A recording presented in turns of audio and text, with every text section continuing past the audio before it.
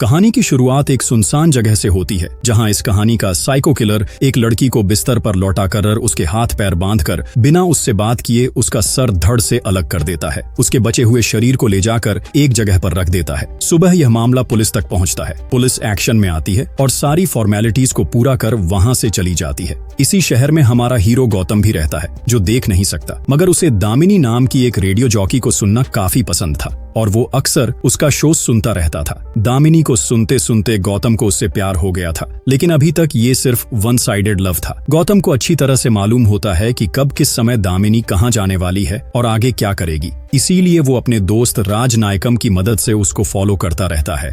इसी दौरान दामिनी को फॉलो करते हुए वो एक शादी में पहुंच जाता है। गौतम गाना गाकर उसे इम्प्रेस करने की कोशिश भी करता है। थोड़ी ही देर में वो दामिनी को प्रपोज भी कर देता है, लेकिन दामिनी उसके प्रपोजल को शुरुआत में ठुकरा देती है। पर गौतम के काफी रिक्वेस्ट करने के बाद दामिनी उसे कहती है कि अच्छा ठीक है, कल मैं एक जगह पर जाने वाली हूँ, अगर तुम उस जगह का पता करके वहाँ मुझे मिल गए तो मैं तुम्हारे प्रपोजल को एक्सेप्ट कर लूंगी, साथ ही मान लूंगी कि तुम मुझसे सच्चा प्यार करते हो। अगले दिन गौतम पूरे ध्यान से रेडियो पर दामिनी का प्रोग्राम सुनता रहता है। दूसरी तरफ दामिनी रात के समय गौतम का एक रेलवे स्टेशन पर इंतजार कर रही थी, क्योंकि उसे पूरा भरोसा था कि गौतम जरूर आएगा। मगर काफी देर तक इंतजार करने के बाद भी गौतम नहीं आता और उसके बदले वो साइको किलर वहां आ जाता है, जो दामिनी के चेहरे पर स्प्रे करके उसे बेहोश कर देता है। लेकिन बेहोश होने से पहले दामिनी गौतम को वहां आते हुए देख लेती है और उसके चेहरे पर एक मुस्कुराहट आ जाती है। गौतम दामिनी के पास आते ही उसके परफ्यूम की खुशबू को सूंघ लेता है। गौतम दामिनी को आवाज लगाते हुए बेंच की तरफ बढ़ता जाता है, मगर दिमाग से शातिर साइको किलर बड़े ही शांति से दामिनी को अपने कंधे पर उठाकर गौतम के सामने से निकल जाता है। यह सीन सुनने में जितना अच्छा लग रहा है, उससे कई गुना ज्यादा ही बोन चिलिंग एक्सपीरियंस देने वाला है। खैर, गौतम को लगता है कि यहाँ कुछ तो गड़बड़ है, इसलिए वो पुलिस को कॉल करके यहाँ बुला लेता है और जो हुआ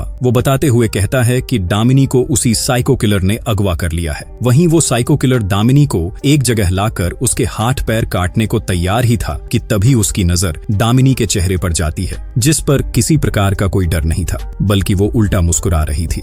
किलर उससे पूछता है कि तुम मुस्कुरा क्यों रही हो और तुम्हारे चेहरे पर कोई डर क्यों नहीं है। दामिनी उसे बताती है कि आज से ठीक 60 दिन बाद मेरा जन्मदिन है और मेरे जन्मदिन तक अगर मैं गौतम तक नहीं पहुंच पाई तो वो मुझे कहीं से भी ढूंढ निकालेगा। ये सब सुनकर किलर दामिनी को नहीं मारता और उसके चैलेंज को स्वीकार कर लेता है। थोड़ी देर बाद किलर बाहर जाकर एक प्रोस्टिट्यूट को बुक करता है और बेहोश करके अपने यहाँ ले आता है। दामिनी की जगह उसके हाथ पैर बांधकर उसका भी सर धड़ से अलग कर देता है। इतना सब करने के बाद किलर दामिनी से कहता है कि जब गौतम तुम्हारी खोज करते हुए यहाँ आएगा तब मैं उसका सर काट के तुम्हारे हाथ में और तुम्हारा सर काट के उसके हाथ में रख दूंगा। अगले दिन किलर प्रोस्टिट्यूट की बॉडी को बाहर फेंक देता है। जल्दी ही पुलिस वहाँ पहुँच जाती है। पुलिस ऑफिसर मुथु कमिश्नर को बताता है कि दामिनी के पिता ने कंफर्म किया है कि यह बॉडी दामिनी की नहीं है। बॉडी की बात सुनकर गौतम भी वहाँ पहुँच जाता है और स्मेल से वो भी समझ जाता है कि यह दामिनी नहीं है। गौतम फौरन सुशीला नाम की साइकेट्रिस्ट के पास जाता है। जाकर वो उन्हें बताता है कि दामिनी अभी भी जिंदा है। डॉक्टर सुशीला बताती है कि ऐसा होना तो नहीं चाहिए, क्योंकि वो किलर जिस भी लड़की को किडनैप करके ले गया है उसे मार कर ही छोड़ता है। फिर दामिनी के केस में ऐसा क्या अलग हुआ? साइकेट्रिस्ट गौतम को हौसला देते हुए कहती है कि 1.5 साल से पुलिस उसके पीछे पड़ी है, मगर अभी तक उसे नहीं पकड़ पाई। शायद इस बार तुम उसे पकड़ सकते हो। लेकिन फिर भी गौतम पुलिस कमिश्नर के पास जाता है उनसे मदद मांगने के लिए। वहीं पर अकबर नाम का कांस्टेबल उसे कमला नाम की एक एक्स पुलिस ऑफिसर के बारे में बताता है, जो पहले इस केस पर काम कर चुकी थी। कमला का पता निकालकर गौतम फौरन उसके घर पहुंचता है और उसे दामिनी के बारे में सब कुछ बता देता है, लेकिन कमला उसे यहाँ आने के लिए मना कर देती है। साथ ही उसे अनाप शनाप बोलने लगती है। दरअसल एक एक्सीडेंट में कमला ने अपने दोनों हाथ पैर खो दिए थे। इसके बाद से वो व्हील चेयर के हवाले हो गई थी। इससे गुस्सा होकर गौतम उसे एक थप्पड़ मारकर वहाँ से चला आता है। दूसरी तरफ पुलिस वाले भी उस प्रोस्टिट्यूट के इलाके में पहुंचकर एक औरत से पूछताछ करने लगते हैं। औरत कहती है कि कल रात रानी ने मुझे फोन किया था और बता रही थी कि वो अपने कस्टमर के साथ है। उसका कस्टमर उसे अच्छी सी गाड़ी में कहीं ले जा रहा था। वो दिखने में भी काफी अच्छा था। इस तरह की कुछ जानकारी इकट्ठा कर पुलिस को पता चलता है कि किलर एक अमीर आदमी है। उसकी उम्र तकरीबन 28 से 30 साल के आसपास की है। उसकी 1 या 2 लग्जरी कार भी होगी। खैर, उसी रात कमला अपनी माँ के साथ गौतम के घर पहुंचती है। इस बार उसने सोच लिया था कि वह गौतम की मदद करेगी और अब वो एक भी लड़की की जान नहीं जाने देगी। कमला कहती है कि सबसे पहले तो हमें इस केस की पूरी जानकारी इकट्ठा करनी होगी, जो कि अभी सीआईडी के पास है, इसलिए हमें वहां से सारी जानकारी लानी होगी। दरअसल 1.5 साल पहले वो इस केस पर काम कर चुकी थी, इसी वजह से उसे मालूम था कि सबूत और डिटेल्स कहाँ रखे हैं। कमला की मदद से गौतम सीआईडी के ऑफिस तक पहुंच जाता है। जब गौतम अलमारी खोलने ही वाला होता है, तब एक आदमी पीछे से उसे पकड़ लेता है। तभी मुथु अपने ने घर की चाबी वापस लेने के लिए ऑफिस में आता है। मुथु को थोड़ा शक होता है, पर वहाँ कोई नहीं था। मुथु के जाने के बाद हमको पता चलता है कि ऑफिस में दूसरा इंसान अकबर था और उसने ही उसको छुपा दिया था। कांस्टेबल अकबर गौतम की मदद करते हुए सभी डिटेल पेपर्स की जेरोक्स कॉपी उसे दे देता है। खैर, डिटेल्स को घर ले जाकर जब कमला उसको स्टडी करती है तो उसे पता चलता है कि अब कुल मिलाकर 14 लड़कियां गायब हुई हैं।